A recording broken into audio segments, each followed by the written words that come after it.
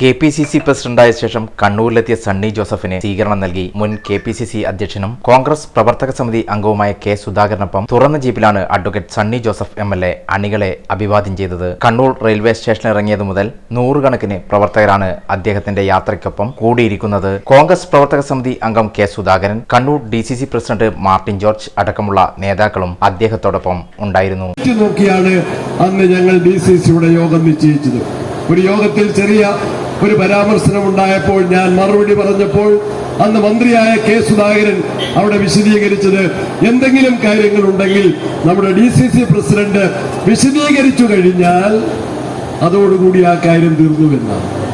ഞാൻ വീണ്ടും ഓർമ്മിക്കുന്നു, എന്താണ് നമ്മുടെ അഞ്ചരക്കണ്ടിയിലെ ബാബു, മരിച്ചുപോയ അഞ്ചരക്കണ്ടിയിലെ ബാബു ഒരു കാര്യം കൈകാര്യം ചെയ്തപ്പോൾ ഞാൻ നന്നായിട്ട് കൈകാര്യം ചെയ്തു. അപ്പോൾ അഞ്ചരക്കണ്ടിയിലെ ബാബുവിന്റെ നേതാവായ, എന്നേക്കാൾ നേതാവായ KSന്റെ അടുക്കൽ ബാബു പറഞ്ഞു, നമ്മുടെ DCC പ്രസിഡന്റ് നന്നായിട്ട് കൈകാര്യം ചെയ്യുന്നു. അങ്ങനെ എന്നിൽ വിശ്വാസം അർപ്പിച്ചു. ആ വിശ്വാസം സംരക്ഷിക്കാൻ ഞാൻ പരമാവധി പരിശ്രമിച്ചിട്ടുണ്ട്.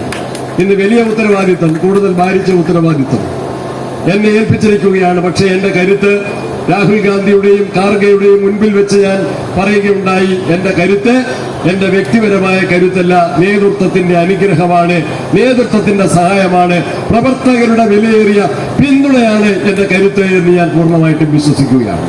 എന്നോടൊപ്പം UDFന്റെ